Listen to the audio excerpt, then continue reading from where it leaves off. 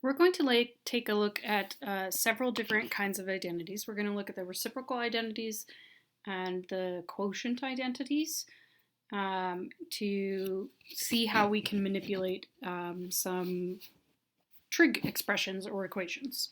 Okay, so first of all, we have our reciprocal identities. You should have these memorized. Or if you haven't memorized them, you should memorize them. So there's technically 6 of them. There's really 3 key ideas that you need.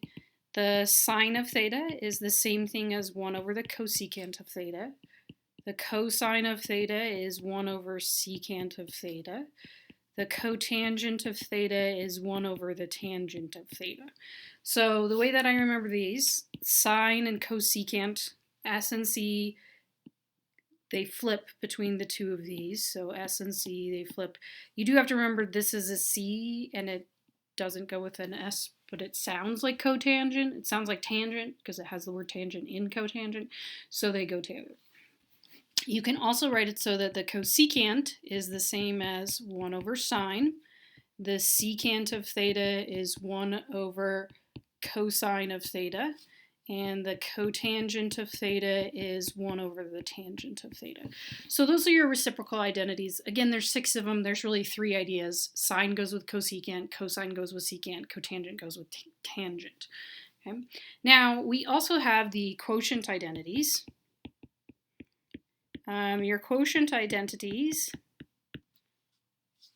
are that the cotangent of theta is the same as the cosine of theta over the tangent, nope, not tangent, sorry, sine of theta, and that the tangent of theta is the same thing as the sine of theta over the cosine of theta. So you can think of this in 2 ways. Remember that the cosine of theta is x over r, or you could do adjacent over hypotenuse. The sine of theta is y over r, or you could do the opposite over hypotenuse. Both of those are true. So if I take cosine over sine, I'm really doing x over r over y over r. But that's a complex fraction, so we flip and multiply. The r's cancel, so you get x over y, which is what our cotangent is. Okay?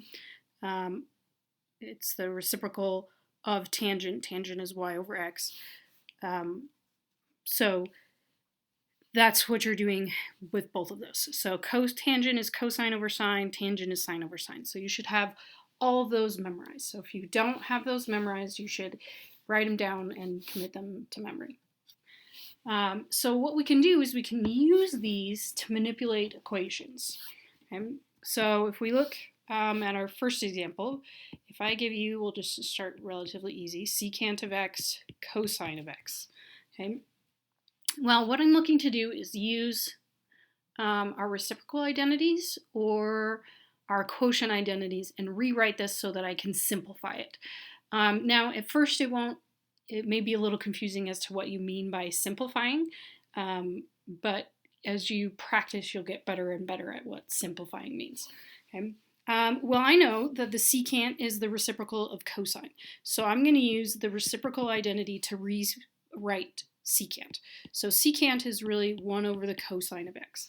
And be careful when you're doing these that you keep your variable for your angle. Right? Now, the cosine of x is really over an unsaid 1. Right? So then, now what I can do is multiply straight across because we have 2 things that are being multiplied. So when I multiply, I get cosine of x over cosine of x, which just simplifies to 1. So this entire thing simplifies to a value of 1. Now, I could also give you, as a different example, if I give you the cotangent of x and then the sine of x. Well, on this one, we want to use the quotient identity. So if we're using the quotient identity, I know that cotangent is really the same as cosine over sine. So one way that I have myself remember the cotangent as cosine is because the c's are on top for both of them. So cotangent has a cosine on top. So this, I'm going to use our quotient identity. And I'm going to rewrite this as the cosine of x over the sine of x. But then I'm keeping the sine of x. I'm also going to put it over 1 so that you can see. Okay. Well, when I multiply these straight across, that gives us cosine of x, sine of x over sine of x, or hopefully you can see that these can cancel. If you can see it here and cancel those, well, that's fine as well. So then you just end up with this being the cosine of x. Okay. If I give you the sine of x and the secant of x. Okay. So if I do the sine of x and the cosecant, sorry, it's the secant of x, so there's not really anything that you can do with sine. If you get super stuck, one of the ways that you can think of is turn everything into sines and cosines, and that can help you simplify it. So here, I know that I see secant, and I think, oh, I've got a reciprocal for that. So the secant starts with an S, so its reciprocal starts with a C. So I'm going to use the reciprocal identity for this one. So this is the same thing as 1 over the cosine of x. This stays the sine of x. Again, I'm going to put this over 1. So there's no canceling on this one, so I'm just going to write sine of x over cosine of x. But notice that this is our quotient identity. If sine's on the top, it goes to tangent, so this just simplifies to tangent of x. Okay.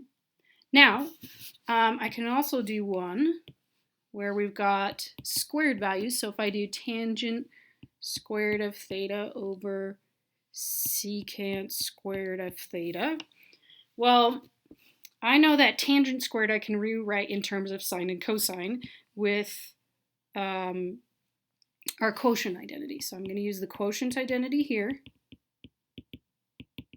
And I'm going to write this as sine squared theta over cosine squared theta. So even though it's squared, I can still write it as sine over cosine, but both of those just have to be squared. Okay, so keep that in mind. Secant squared, I think, oh, well, I know a reciprocal identity for that. That writes it in terms of cosine. So this is when if switching things into terms of sine and cosine is beneficial for us. So if I write this as the reciprocal identity, this is really 1 over cosine squared of theta. Again, it was squared here, so it's squared as the reciprocal. Well, this is a complex fraction, so what happens is that I end up flipping the bottom 1 over cosine squared, so it becomes cosine squared over 1. Well, then notice the cosine squareds cancel, so then I end up with sine squared over 1, which is just sine squared, and it leaves me with that simplified value. So when you're looking at these, you want to look in terms of what can I change with a quotient identity or a reciprocal identity. I'm going to show you one more.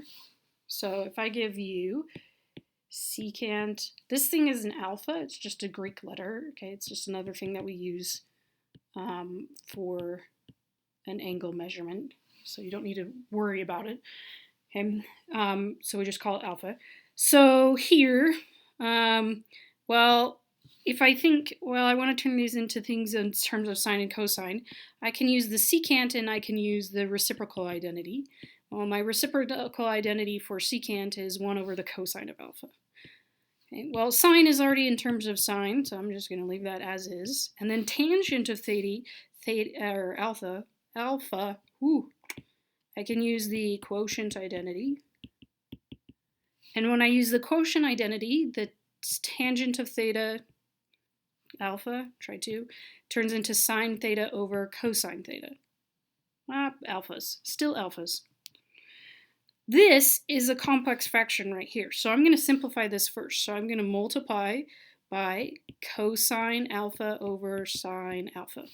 Right, so really we've got sine alpha times cosine alpha over sine alpha. That was a really bad alpha on this one. There we go. Well, notice the sines cancel, or you can see they cancel here. So then that gives me that I just have a cosine alpha on, okay, it's like a bow tie.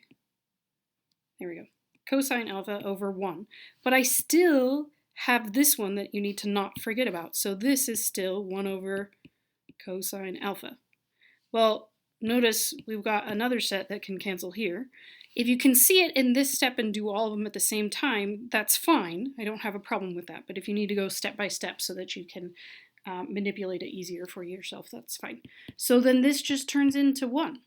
Right? So the idea is that you want to look at what reciprocals you have, see if you can switch it to something else that becomes helpful. Now, you won't all the time start and get to something at the very beginning. You may have to erase it and start and try again and be like, okay, well, that looks more complicated. Again, as you start to practice these, you'll get better at them and get to see them better and easier. So those are our reciprocal and our quotient identities.